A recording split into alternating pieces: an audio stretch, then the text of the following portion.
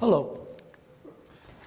I'm Lance Gutteridge, and I've been doing computer programming and systems for about 50 years.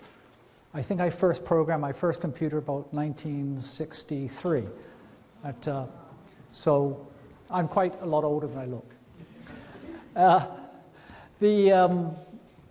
So in that time, I've done innumerable systems, business systems, general ledgers, accounts payable, accounts receivable, full ERP systems, if you like the term.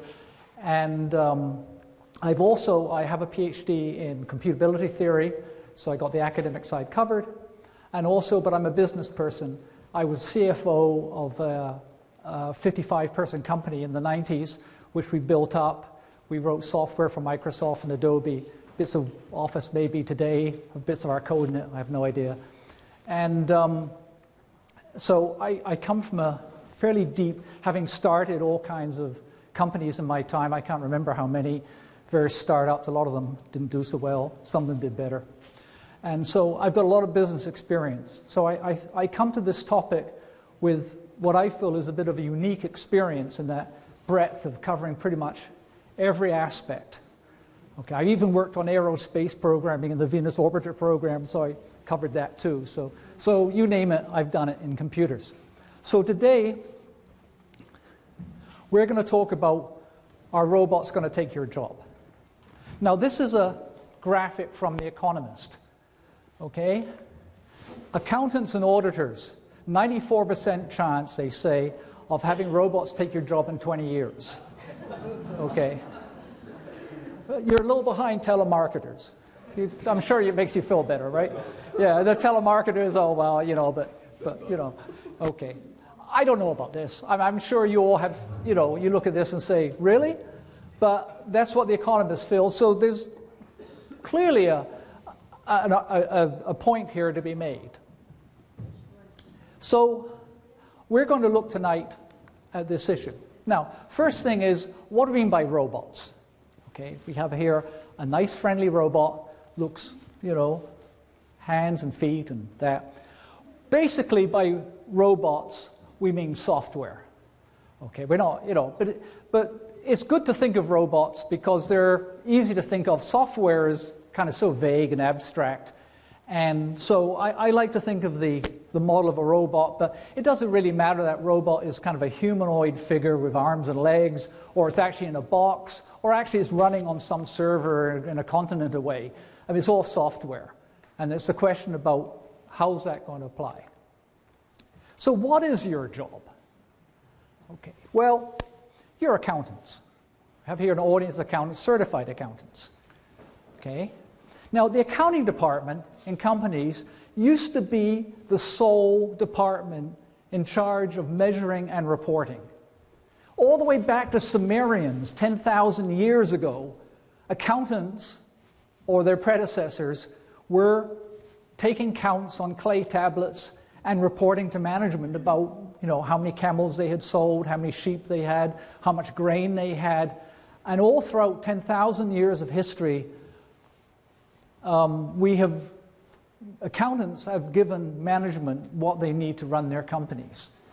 And it makes sense. I mean, say you need a department in a company to tell you how you're doing, right? I mean, that is, you know, right from the very start. Now, a roadmap for this talk. Okay, we're going to look at what accountants used to do. And then we're going to look at the rise of computers and see what happened to accounting. And then we're going to look at alternatives. How can the future go? Which direction are we headed? What can you do about it? Do you have any power over this? So, to get a few terms, because I'll be throwing them out and make it easier to talk about, I'm going to refer to the paper age as before computers. Here we go back to the 20s, the 30s, the 20s, the 40s, the 50s, the 30s, the 20s, back there. Even before that, back into the 19th century. And this is, in this age, all information in companies is kept as marks on a surface. Back with the Sumerians, they marked clay tablets. Lately, we have used ink on paper.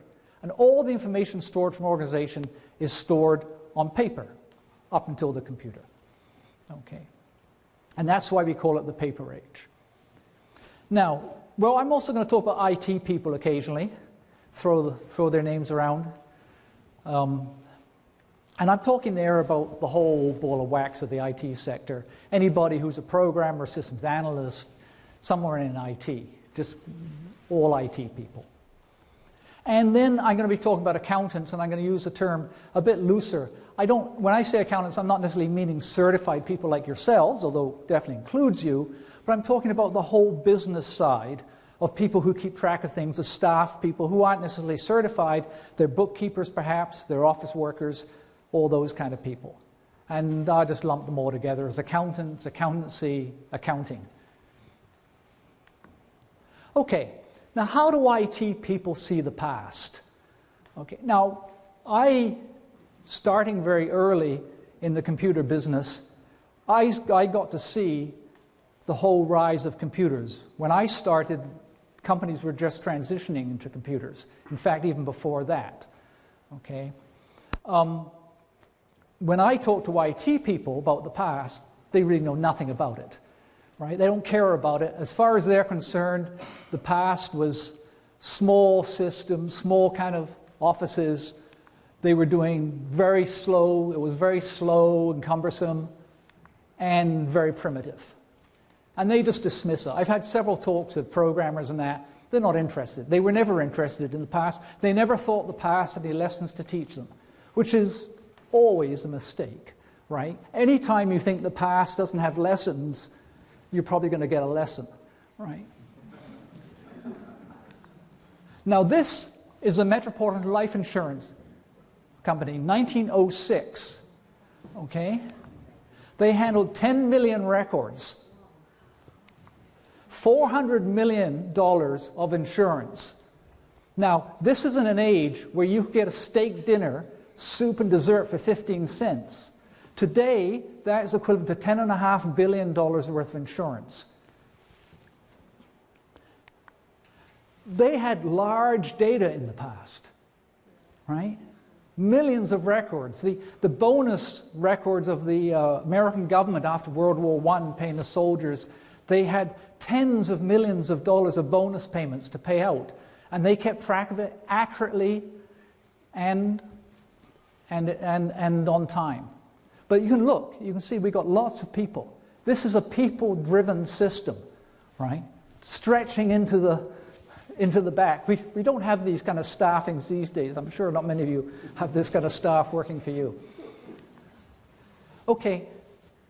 Here, this is I think the order entry department of Sears Roebuck in Chicago, right? I mean, these people need exact, precise procedures. You don't just go, and because if you talk to the IT people and you say, well, in the past, we kind of managed all these systems and that, and they say, yeah, but you had people, and people are easy to instruct, and it's not as hard as computers. I mean, computers are difficult, they require highly technical stuff, but people... but we all know, we're all managers here. We've all managed people. That doesn't work, right? If you've got that many people, you've got exact procedures.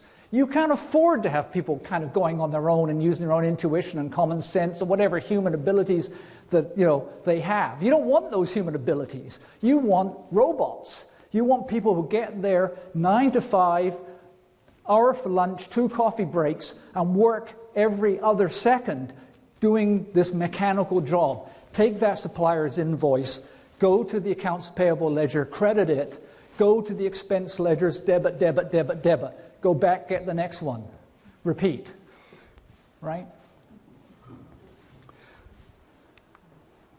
So accountants were the first enterprise programmers. I mean, this is what happened. It just didn't suddenly happen in the 50s and 60s that suddenly the businesses all got huge because now they could with computers.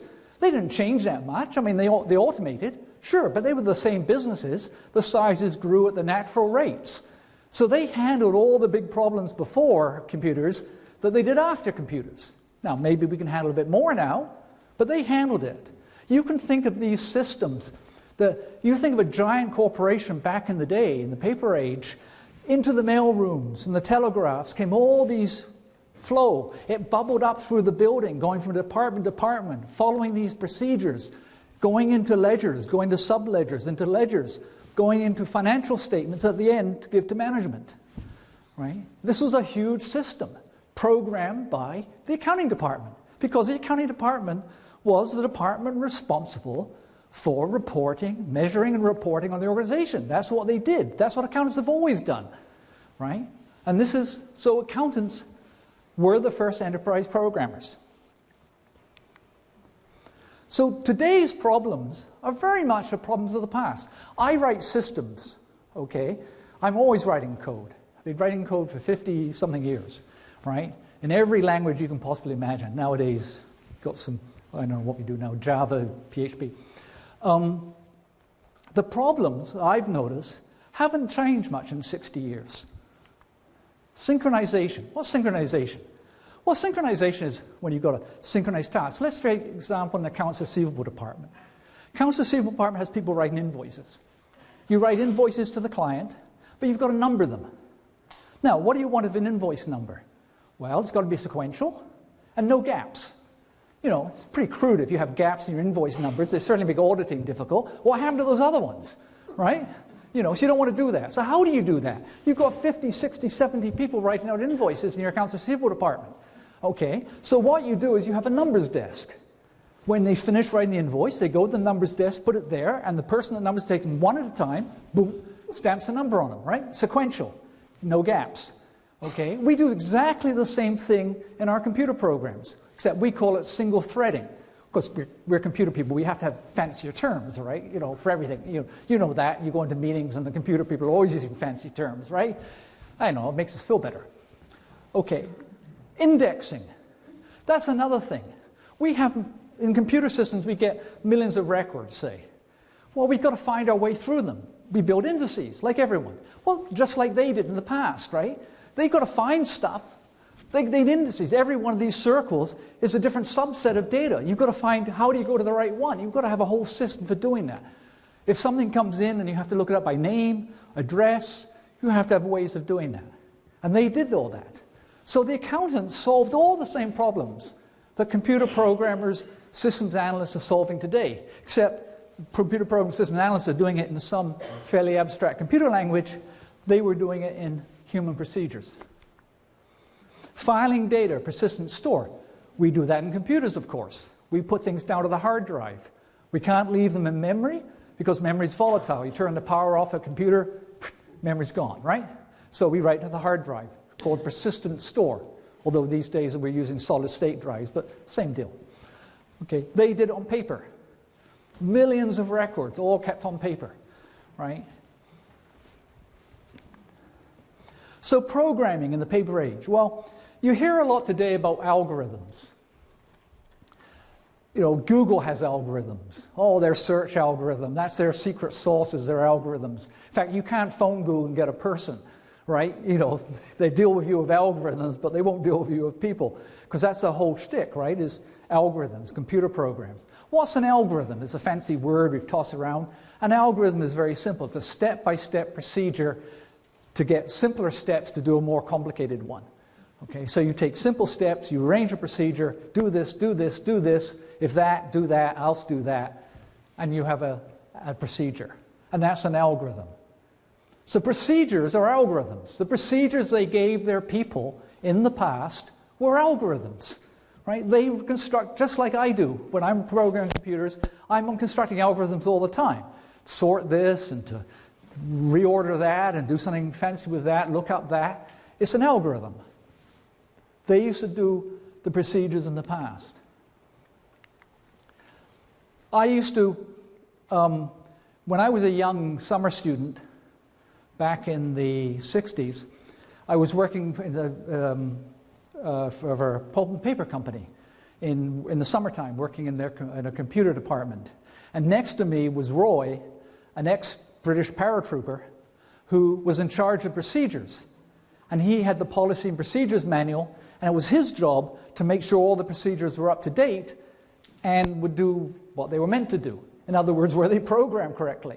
And Roy would sit there agonizing over all the wording very much like I do today when I'm looking at a computer program, right? And, to try and get it straight.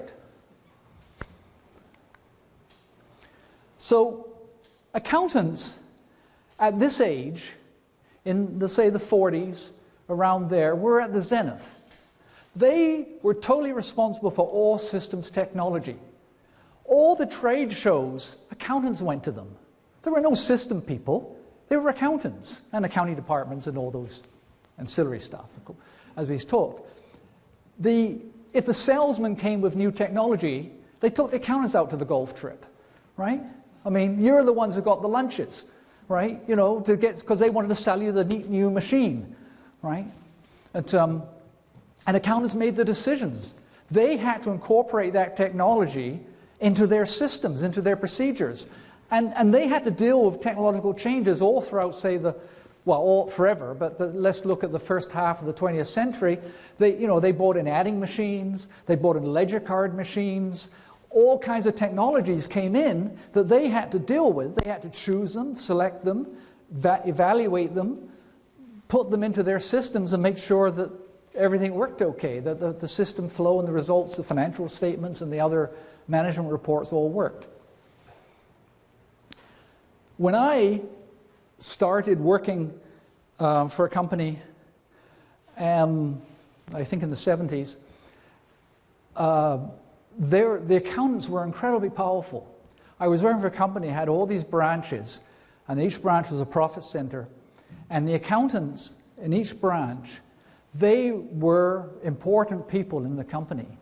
They were listened to by management. When management wanted a change, they went to the accounting department and asked them, can we get this report? Can we do this?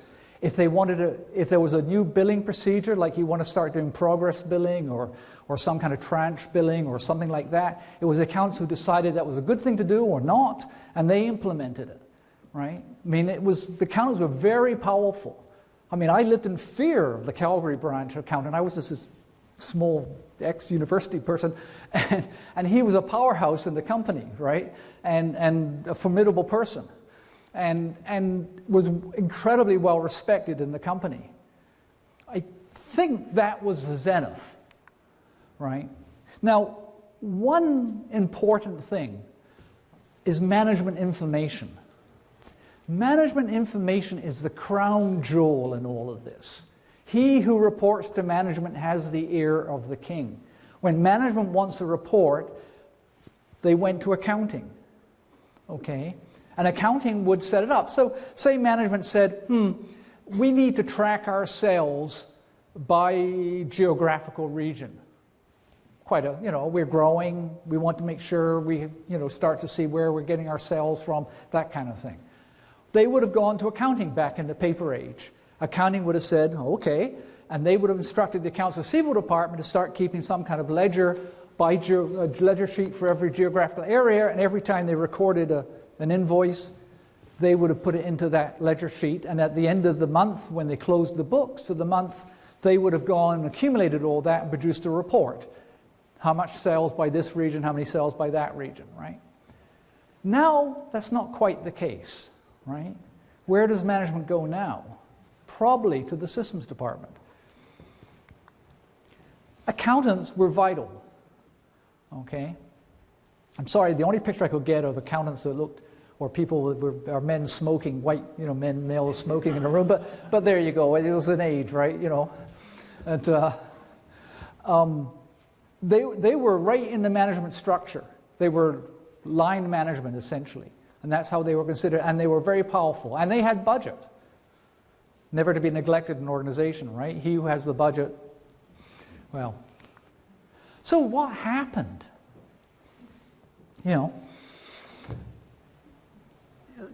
Where did things go differently here?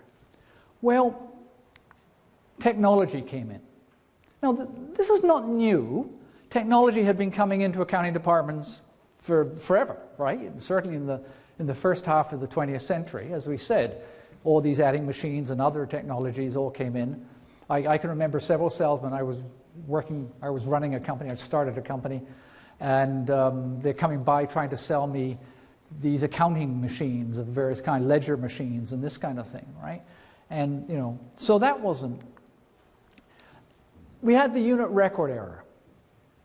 Okay, what's unit record? Probably most of you are too young to remember any of this stuff, right? But unit record was punch cards. That was a term people used to call unit record, right? And unit record equipment. So what the accountants did was they kept all their information on punch cards. Typically speaking, you would have your transactions and you would record them onto punch cards. What does a transaction look like? Well, you take your supplier's invoice and you credit payables. So you had accounts payable, account number, and a credit. Probably a minus an amount, right? Okay, and then you had a bunch of balancing debits to various expense accounts. Debit, debit, debit. So you had a whole stack of your month's transactions, but all the accounts were all mixed up down there, right? Accounts payable, accounts payable, accounts payable, accounts payable, like that.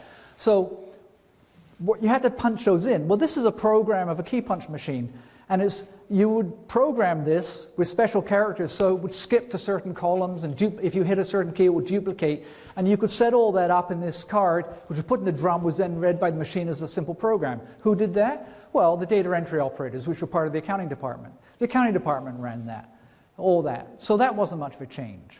The process was still visible. This is a sorting machine. Probably none of you probably have seen one of these, but you sorted cards with it. So here we had our month's transactions, and what do we want to do? We want to sort them by account, so we can then tabulate them out and get our general ledger, right? So we have, say, a 5-digit account number. Well, you had to set this up to sort on the first number, say that's column 23 on the card, and you put that in, and then you ran the sorter, and it dropped into 10 hoppers all the different numbers in that column. Then you gathered all those cards together, you set for the next number, put them in the hopper, and ran them all through again. Okay, and then you gathered them all again, and you put them in the hopper, and you ran them through again, right? And when you'd gone through 5 times, your cards were sorted to account order. Then you took all that deck sorted account order, you went to a tabulation machine, and you ran it through the tabulation machine, which was smart enough to detect a control break on account number, see when it changed, and put a total out, and zero out and start again. And that was your general ledger. Now, so this is all computer technology, right? But it's still simple. It's totally, the humans are totally part of this. They know exactly what they're doing. They have to be able to operate something like that. And the cards have all the information printed on them, so you can read them. The numbers are encoded into the holes on the card, but they also print it on the top. So you can pick a card up and you can see exactly what it is, right? Then came the general purpose computer. Okay, now, this is a major seminal change. And maybe at the time we never quite understood but the aspects of what was going on here, right? On one hand, this was incredible advance. I wrote this system for a company that about 1,000 people, I think it was, had branches across Canada. And their issue was they wanted to have interbranch billing. So when engineers from the Winnipeg branch worked on a Calgary project, they wanted to be able to charge. First they wanted to go out on the invoices, so the customer got billed for it, and they also wanted the Calgary branch to get charged for the Winnipeg time at an interbranch rate, right? So, which was, and the system did it all the timesheets came in, and people could bill all the jobs from all different parts of the company, and for all the magic of the programming, the next day all the reports were there, all the invoices were there, everything was all done. Nice, sweet. Okay, then they liked it. Okay, and it was an incredible advance because you think of all the labor that saved. But this was a bit of a Faustian bargain. Okay, there are some things that started to happen. So let me tell you one story. I was doing this system for this company, and I think we had hosted it onto a mini computer at that time. We started out on a mainframe, we moved to a mini computer. We bought a mini computer for the company, it cost us $500,000. A 300 megabyte disk drive, a 300 megabyte, a third of a gig, was $50,000 and required special power. It was a big machine and required, 5-phase power or whatever it is, right? You had to especially wire it up. And so things were a little bit more expensive in those days, right, than maybe they are today. But, so, I had programmed this system, and one morning I came in, and the accountants were looking at the reports, and they're puzzled. So I come in and I say, well, okay, what's going on here? And they said, well, okay, a couple of weeks earlier, they had asked for a feature. They had decided, seeing the branches were profit centers, that when they generated work in progress, that was a cost to the Corp branch, because Corp had to finance the work in progress, right? I mean, so Corp decided that, that they would charge an interest on work in progress because they were consuming Corp resources, and a branch that consumed less should, have an advantage. So that was fine. I programmed that. We had the system all set up for inter-branch charging, so it was easy to take the money off the branch and you take 3%. I forget what the percentage was, 3%, 5%, something like that, and put it into Corp. Well, what had happened? They were looking at the Edmonton branch, and the program had transferred money to the Edmonton branch, right? And we're all looking at this, and why? Well, it turned out that Edmonton was very efficient, and they were good business people, and they had pre-billed a bunch of work for the government. And so they had issued invoices for the retainers, essentially. And of course, the invoices, which were, a debit to receivables, were a credit to work in progress. And that totally dominated the work in progress that was in there. And so it turned the work in progress balance to a credit, right? And so a credit work in progress balance is prepaid work, right?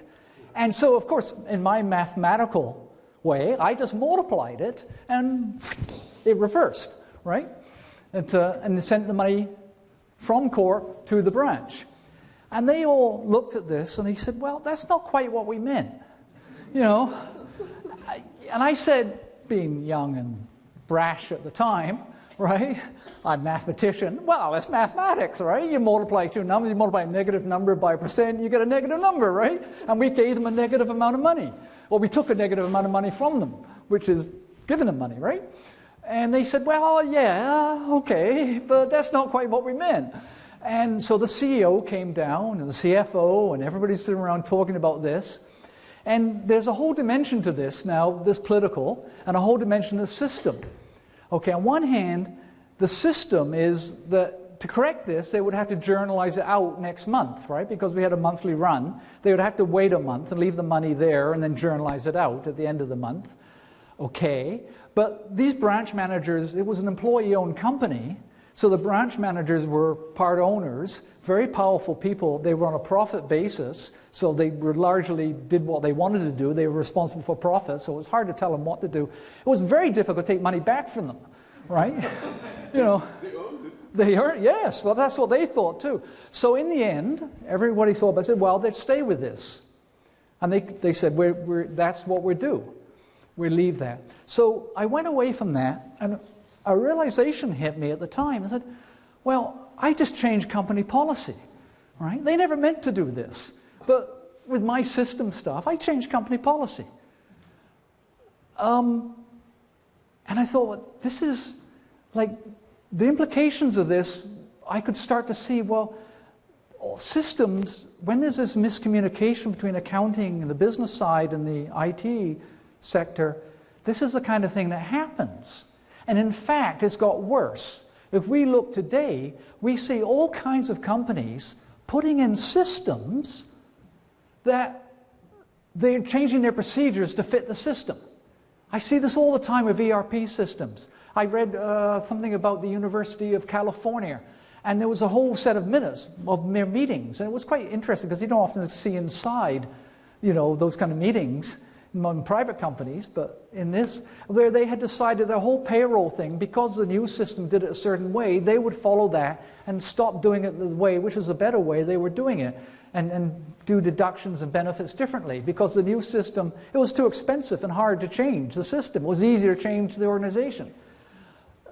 That to me is crazy. I mean, I don't care how you cut it. I don't think the IT tail should wag the business dog, right? But that seems to be the way it's going. The other realization that comes from this, which was I got a bit later, was, you know, for the first time in recorded history, the accounting people can't see the data, or they cannot see the business logic. They were blind to it now. Back in the day, if they had done that kind of WIP percentage thing, what would have happened, right? They would have set up this procedure to the accounts, probably to the people who were assembling the financial statements for each branch. They would have had all the sub-ledgers. They would have brought it into a general ledger for each branch, assembled. Then they would have done any transfers at that point before they finalized the financial statements. That would have been the way it happened. And you would have given them a procedure, and you'd said, oh, when you're there, okay, another adjustment you've got to make is look at the WIP balance, take a percentage, and transfer it to the corp, right? And what would have happened then, probably when they hit the credit balance issue, they would have stopped and probably said, well, what do I do here? The procedure doesn't cover it. And it probably would have bubbled up the chain, gone all the way up to the CFO, no doubt. What do you want to do in this case? And he would have made a decision a priori instead of a posteriori, right? And he would have, you know, said, well, maybe not. Okay, no, I don't want to do that. Cut it off, you know. We're charged them, but we're not going to send the money the other way. And but now, they had come to me and said to put in the system. I'd put in the system. They had no idea how it was working. They had to ask me, right? And then they had to ask me, well, why was it doing this? And I had to go look at the code and say, oh, well, it's because of this, right? And so that was a very seminal change. So programming is just not accessible to business people. It's a black hole. You are all trying to audit companies and that by looking at the outputs of a black box, right? The reports, and trying to figure out, is that right? Right? I mean, are those numbers correct? Do we know? I don't know. I mean, we can infer, we can cross-check, so we can get a reasonable degree of security, but there's an element of doubt there that maybe how the revenue recognition formula was changed maybe in June, changed back in July, would you know? Maybe if it was really material, yeah, probably you'd pick it up. If it wasn't quite so material, perhaps not. It's always, so I think right now there's a fear. I mean, when I run companies, I certainly feel it when I look at the statements. Is this really right? I mean, I look at the numbers from the computer system, but I've looked at a lot of numbers from computer systems that weren't right. I mean, are these ones right? Now, this has been a fairly long recognized problem. Right from the start, in the 1950s, Commander Hopper of the US Navy invented COBOL, Common Business Oriented Language, right? And it was a mainstay in business programming for decades. In fact, there's modern versions of COBOL. I forget what we're up to now, COBOL 98, I don't know, I can't remember. And it's still used an awful lot all over the place. There's a lot of legacy code in COBOL and even new code in COBOL, right? Commander Hopper was a computer genius. She was an amazing woman, right? And she tried to set up COBOL like this, where it was all very businesslike. And I know it's hard to read all that, but you know, you've got, you know, input-output section, environment division, and this is a program that takes a file of student records, filters out the mails, and sorts them by name and puts it back in another file. A lot of lines for doing that. And then, why didn't it help business people program? Well, this is programming, and you know, it's nice that it has some of the language. She again saw back in the paper era that the main programming device was procedures. And she named in COBOL the unit of computing was a procedure, and you perform in COBOL, you perform a procedure. She was trying to get into the business language of the time, right, or of the previous time. She was a lot closer to it than we are. But it didn't work. I mean, the trouble with these kind of programs are they're all text, and if you make one little mistake, like if you take a word like identification division and you misspell it, you're going to... Yeah, you're going to get errors all over the place, and the errors may not even appear there. The trouble with computer programming often is when you make a mistake at one point, it kind of keeps on going, trying to make sense of things, and finally falls over on its face like 20, 30 lines down.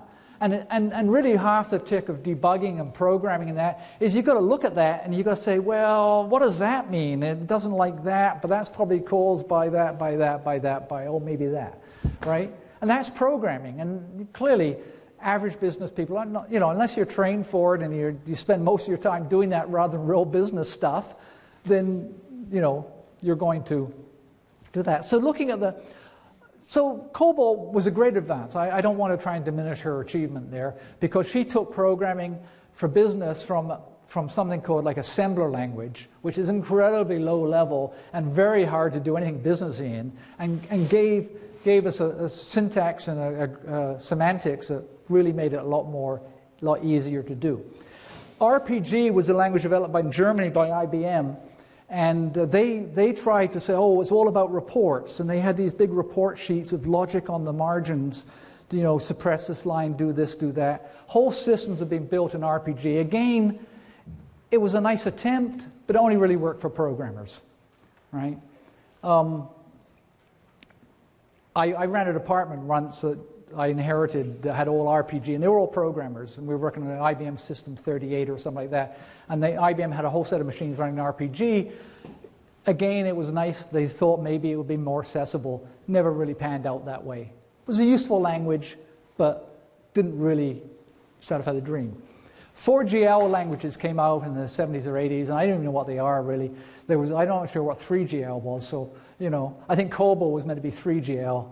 See, why is COBOL 3GL? Well, there's machine languages, maybe 1, and assembly program was 2, and so COBOL's 3, and then now we've got 4, right? And it was meant to be some kind of declarative language. They were told, they're very fancy terms. But you've got to remember in the computer industry, the computer industry is really one of the world's most hype-driven industries, right? The computer programmers like to think they're practical code people, but they're totally hype, right? There's a whole bunch of marketing in the computer industry, and everything's oversold, and most of the technologies aren't nearly as good as they're said to be. They came up with SQL. That was another attempt, structured query language. You probably all maybe bumped into this in some time. You see things like select from customer file where name equals and, something like that. That's SQL, right? It's the major database language of today. It's a terrible language. Right? I mean, whoever invented that should be ashamed of themselves. It's a hodgepodge language. It's got stuff thrown in, makes no relationship to any other stuff. Every programmer I know is worth a salt hates programming SQL. It's almost impossible to know what it's going to do. You show two SQL experts, two SQL procedures, and they both tell you different things about what it does. Right? And I mean, a very simple level, very simple queries, kind of business people could do those. But you step outside that bound almost instantly, right? And now, Microsoft came along and they decided they had Office. And Office has 3 major legs to it, right? Word processing, spreadsheet, and presentation, okay? And they added database, Microsoft Access. They thought it was, and they designed Access so that they thought it would be simple and easy for, again, business people and the like to use. It had a few elements, but it was easier in some ways, although sometimes they make things easier. If you don't do that great a job of it, you can make it harder in a ways, right? Because 90% of it gets done fairly easily, and the last 10% is near impossible, right? Because you have to fight it upstream against all the other stuff. So they've kind of, I don't know what the situation with Microsoft Access is right now. I think it's shipped with Office still, some SKUs of Office, but then Office has got so many different variants and SKUs in that, I can never keep track of it. So I'm not sure where it stands. It's there though, and a lot of people use it, but it didn't really solve the problem. And FileMaker is the same thing. You've probably all heard of FileMaker, FileMaker Pro. People write programs in it. It's fairly productive. Again, it's a programmer's language. I know one guy who's kind of not a programmer that gets by with an order entry system, but he has to call for help occasionally, and he's unusual. And then there's FormEver. Now, this is what I've done, and we'll be talking about that a bit later, and try to continue on the search. Okay, so let's compare the old to the new, okay? The old paper era systems versus today's. Yeah. Okay. Maybe people were happier back then, I don't know. Let's look at time to implement. Time to implement. Well, how much time does it take to implement a paper system? Now imagine you're all accountants, you're all experienced in this kind of thing. If you had to set up a paper system for a company, say a time billing company, what would you have to do? Well, you'd have to design the forms first. And you need about a little less than 20 forms. You need an employee form, you need a project form, you need some kind of rate codes for different rates, maybe your rates are by employee on projects. You need a invoice form, you need supplier's invoice because you're going to charge them to projects, right? And you want to do costing of the project. You need an invoice payment form and a supplier's payment a supplier form, et cetera, right? It ends up plus or minus 15 plus or minus around that. And you need procedures. You would have to instruct the people, okay, when you get an invoice in, you need to set up the ledgers. So you have a sub-ledger for accounts payable. You have to post the credit to accounts payable, and you have to go and debit the expenses and all these sub-ledgers. And at the end of the month, you've got to add them all up and do the general ledger. Okay. How long does that take? Well, a week. I think I could set up 15 forms in a week and a bunch of procedures, especially if I got staff helping me, right? I'm not going to do it all by myself, perhaps. Maybe 2. Can convert the data in a week, 2. I mean, anything beyond that would be like, why? What are you doing? Now, what about today, right? Well, if you go online and you say, how long does it take to implement an ERP system? It's a time billing ERP system.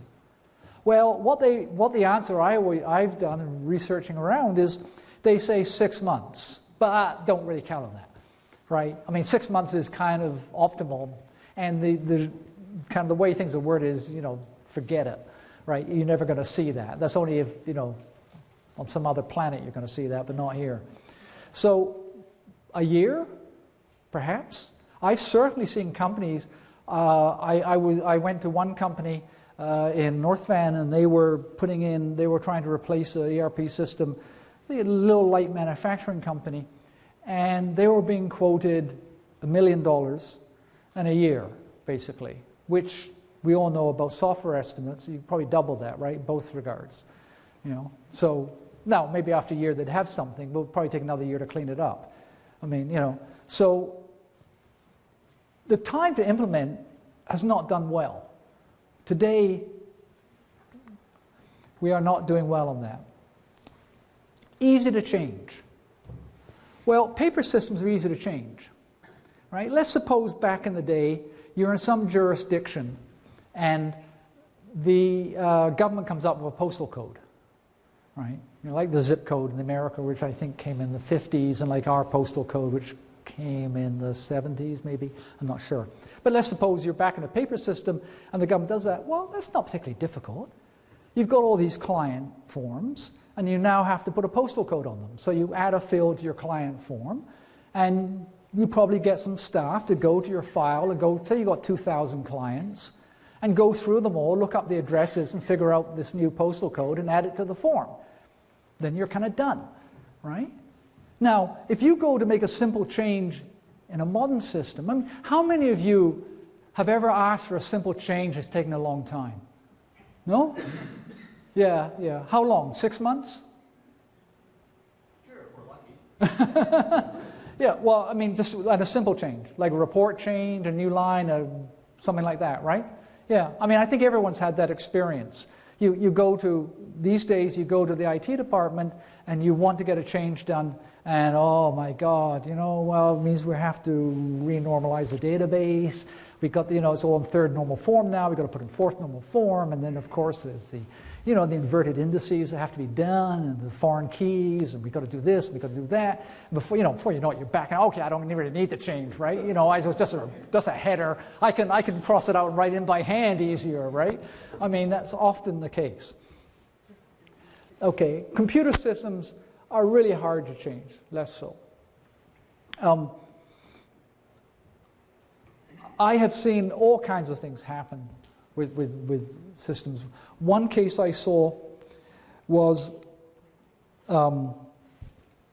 they wanted to change the system, and they were converting data, and you get the business side involved in this, and you get the IT people, and the IT people don't always understand business. So these IT people were converting the system. They converted all this data. Of course, they didn't think about what data you didn't need, because usually when you convert data, there's a lot of data you don't want converted. But it's easier, just take the whole file and convert it, right, from an IT point of view. So that's what they did. Unfortunately, this system had kind of a thing that when users were converted, they were locked in there, because when a user was attached to a case, they couldn't be changed. And unfortunately, one of the persons who was a user who was in the old data had passed away. Yeah, and it was bad. And his brother worked for the company, right? So he had to see his dead brother's name come by all the time. And really, to make it worse, the software company charged him a seat for that dead brother. So, change is difficult in the new systems. I mean, that never would have happened back in the paper era. They would have just excised that, right? I mean, speed. Okay, well, speed here, we got no doubt modern technology wins. Speed of light, right? Electronic circuits. But at what cost? Have we written a Faustian bargain? Now, nobody's suggesting we go back to all those people. We couldn't afford it, right? I mean, and though people wouldn't want those jobs anyhow. I mean, what people are willing to put up with jobs in day and then are totally different, right? And so we don't want to go back. And besides that, it's all paper, it's slow, it's got all the problems. We really want, we want to take, output in PDFs, email them, all that kind of thing. So I mentioned here Formever. So when I retired, call it that, we sold our company back in the 90s, and I started to look at business systems, started doing R&D. So for the last 12 years or so, 15 years, I've been looking at business systems, trying to think about what do we have to do here? I mean, why is it so difficult for people to do these systems? Why does it take these highly expensive experts to do these business systems, which we used to do back in the day with ordinary, it's accounting staff, and do very well? And yet now we're got into a situation where we have to use these high-priced experts to do it. So I decided that I thought about this, and I had lots of ideas. I've been in the business a long time, and I got a lot of ideas, a lot of opinions. And so I was going to write a book. I thought, this needs a book. I'll tell them, right? But then I thought about it and thought, well, that's just going to be another polemic. And there's a lot of those around, right? People write books and things saying, it's all bad and all that. But the problem of writing a book about the computer systems and their faults and problems is that it always begs the question, well, okay, if you don't like what we're doing, what should we do? And if you don't have an answer for that, the book kind of gets, remaindered or goes on Amazon's, up in their 1 millionth ranking.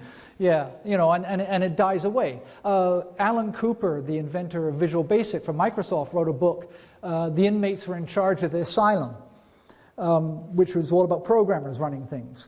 And a very good book, well worth reading, right? And, you roar through this book saying, yeah, right on. You come to the end of it, and it's okay, now he's saying what we should do.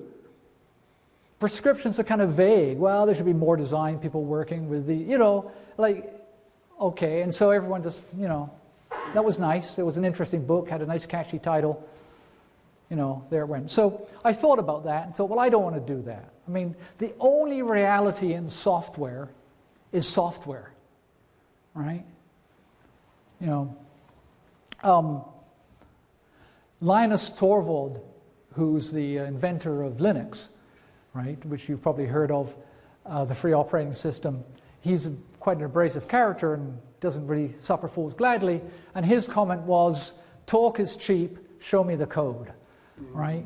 I mean, and so I decided at that point that what I would do is I would write, if I thought I could do this, then I should be able to write the code that does it. If I couldn't write the code that does it, then I'm just another hot air salesman, right? So I designed this system, and I brought the design to about the same level as doing a spreadsheet. Now, all of you do spreadsheets. You meat and drink you, right? Excel, whatever spreadsheet you use, okay? Because you're accountants and logical minds, spreadsheets. So we've had 3 people with that kind of experience, business experience, not programmers, but logical spreadsheet kind of people. And they've been designing systems. They can do them in 2 weeks, and we've put 2 going into companies right now, and we're just starting to go, right? And so I think the lesson out of this is what I wanted to show is this is feasible, right? This is really feasible. You don't need these incredible experts. You can design very competent, very encompassing systems with very simple procedures that can be done by business people. You don't have to get IT people involved, right? And so that was my major thing, feasibility. The only way you can demonstrate feasibility is do it, and then show the systems being built. Anything else is talk. So let's talk about intermediaries. Now, intermediaries are people that stand between you and something else. And we've had a whole bunch of talk on the internet and places like this at this day and age of disintermediation, removing the intermediaries, taking the cable company, cutting the cord, removing the publishers. Why do we need publishers? We can just directly do it ourselves and sell the books on Amazon. It's causing havoc through all kinds of sectors of the economy. I mean, I think it's a good thing in general. The sector of the economy, a lot of them need a bit of havoc, right? But so we have, and there are value intermediaries and redundant intermediaries. What's a value intermediary? It's somebody who actually provides service, right? A lawyer. Yeah, you have ideas about lawyers perhaps, but if you're going to court, you want a lawyer. I mean, theoretically you can defend yourself, but we all know that's a fool's game, right? You need a good lawyer, and you're willing to pay a lawyer because that is a valuable intermediary given a valuable service. Sometimes value intermediaries become redundant due to technology. Look at elevator operators. Back in the day, elevators, old-style elevators, they were a value intermediary. I mean, you didn't want somebody standing there grabbing the lever and throwing everyone on the floor as the thing took off, right? And even worse, you didn't want someone putting their hands through the thing, shearing it off as it went through the floors, right? I mean, so you wanted somebody who knew what they were doing, knew how to operate this safely, knew how to decelerate it properly and accelerate it. Then we changed the technology. We added in automatic controls. The elevators could accelerate and decelerate by themselves, and we could operate them with push buttons. Even kids can push the buttons, right? Annoyingly sometimes, but they can. Okay? And who has elevator operators anymore? No, they're redundant, right? I mean, you don't need them. Okay? So they're a redundant intermediary. They got changed. And a lot of people are getting changed from value to redundant. So is IT a redundant intermediary? They stand between people like yourselves and the business logic. You can't see the business logic. It's wrapped up there in code. You don't know what it's doing. The only thing you know about it is what the reports come out, okay, and what they tell you.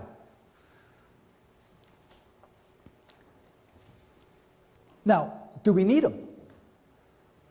Now, when I say IT here, let's think about there's plumbing, email, connecting computers up, connecting to the internet. That's kind of plumbing, right? And I'm not really told, but you need that, and you need people to do it. But it really should just be background stuff, right? You don't, if you're aware of it, it's probably not working well. If you know when it's working well, you just do it, right? You're not aware of it. Okay, but we're talking about systems people here. People who actually get in and take the business logic and try to take it from you. When the usual style now is you have requirements meetings, and people like yourselves try to tell the systems people what the requirements of the system are, what it's meant to do, and all that, and they listen and they write all this down in big books, and then they go away and they hand it off to somebody else, and that somebody programs it usually, and then a year later it comes back to you and you find out all the things that aren't quite the way you said they were, and besides that, after that time your business has changed a fair bit, and so this is reflecting your business of some time ago. There's a whole bunch of problems here, right? I mean, so they're not only redundant intermediaries, maybe they're in some sense a bit negative at times. I mean, that business sense. In that case, when the people were putting the unfortunate dead person back in the system, it was like a complete lack of business understanding. They were so involved in the technology and converting data that they never thought about the business applications. And unfortunately with IT people, that's often the case because their technologies are so difficult and so cumbersome and take so long to do that they don't have much time to think about other issues. So, what possible futures? The dystopian future is accountants are replaced by AI. Okay, is this possible? Well, yes. I mean, I think the IT sector would have it so. They're definitely building a lot of AI, knowledge engineering, and they're trying to look at accounting as, you know, okay, well, you have knowledge in certain circumstances, and you make recommendations, and can we duplicate that? I frankly think that, again, it's one of these hype things.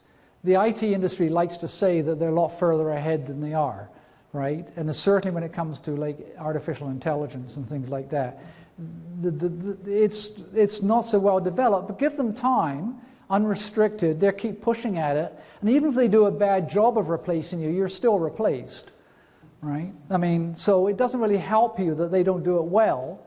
What it helps is they do it at all, right? What it hurts is they do it at all. So, in this scenario, business systems just go on being opaque. They have their systems. You don't see the business logic. You just see the reports. They're the ones that do the management information. They're the one that management goes to get the reports. And it just keeps going like that. And eventually they'll figure out ways to ease you out.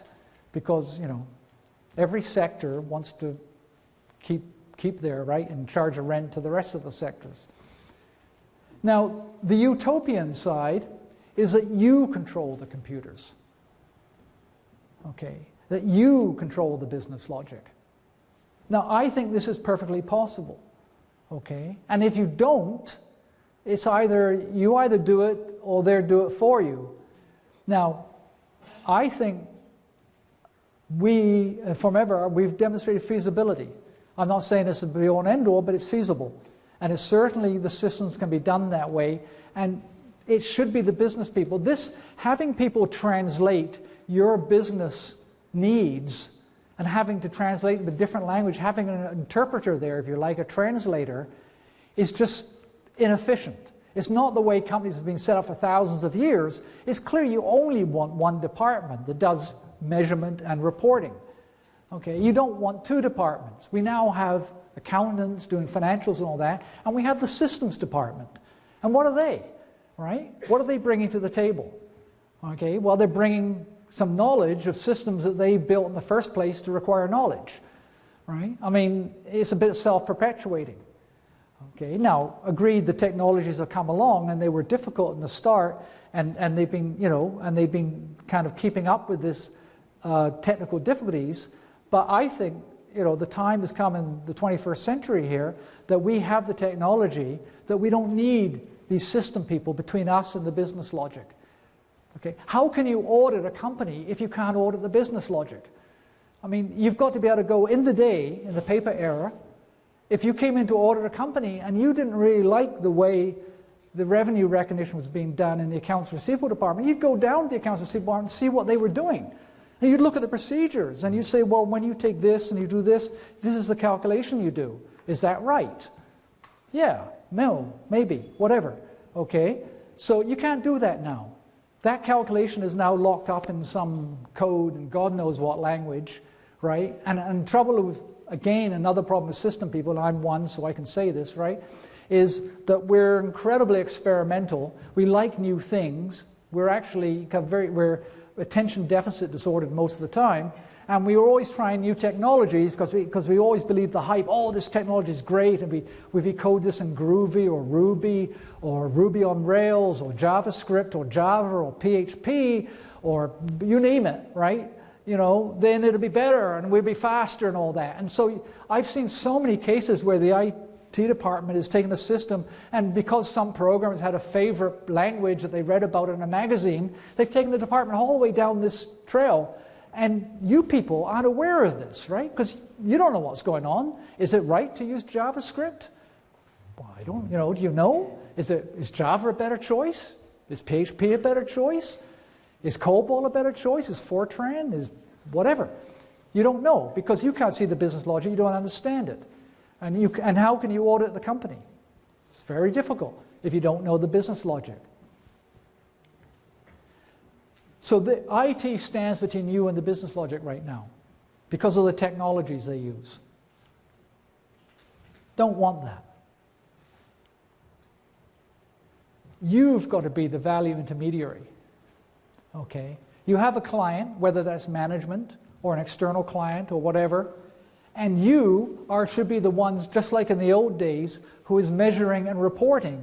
And when management wants a new report or new information, they should be coming to business people, not information technology people, right? Because it's just, it just seems totally artificial. So you want to be there. So what can you do? Okay, well, it's tough, okay? I think you have to insist that you see the business logic. I think accountants and business people have been too passive with systems. They've been letting the systems people dictate everything. I mean, I've seen so many meetings where the systems people just run roughshod over the business people. They throw up the technological terms. What are you going to say? They say the database has to be renormalized. You've got to change the data model. Okay, what do you do now? What do you say to that? No, you don't have to change the data model. Yeah, well, so you're powerless in that conversation, right? I mean, you have to sit back and say, oh, okay, well, how long will it take? I mean, that's basically what it comes down to. This is really not what you want. What you want is you want to be able to insist that you see the business logic. And that's one reason why I did Formever, is to say it's feasible. You can say to them, well, yeah, it can be done. There's a thing that does it. Point them at that. Go look at that. You can do it. They can do it. Why can't you? Right? Why can't you make the business logic? Why can't I just see in some clear form what these calculations are? And what if I want to see revenue recognition, how it's done, I want to see in a clear way the business logic. So I know it's done in a way that I think is correct by accounting standards, is GAAP. Okay? Now, you're running against the financial interests of the IT sector. They're powerful, very powerful. They are incredibly rich these days, right? They have been charging an economic rent on the rest of the economy without parallel, probably. Okay, and they've been dragging money in and building massive buildings, buying islands, and all kinds of things, right? Becoming the world's richest people. And that. Why? Because they're taking money from the rest of the economies. Now, a lot of that, I'm not saying all of that's, there's a lot of computing that isn't enterprise computing, but when we look at enterprise computing, they're very powerful, and they won't. This is not an idea they're going to take, they're going to really like to go along with. But you are not quite as powerless as, say, just a rump group of users. You are accountants. You have statutory powers. You have statutory limits and regulations and powers. You can insist, right, that if it's considered GAAP, you've got to be able to see it. Okay? Now, I don't know if you're going to go do this. Maybe not, right? Maybe you're just going to go quietly into the night and let robots replace you. Okay? However, I think if you don't kind of get on the bandwagon and start to say, wait a second, these systems aren't adequate. I want to be able to see the business logic. That was, IT being the intermediary, is a 60-year historical anomaly produced purely by bad technology, or at least maybe not bad, bad's maybe not the right word, but maybe by, like early technology. The early technologies are always hard to use.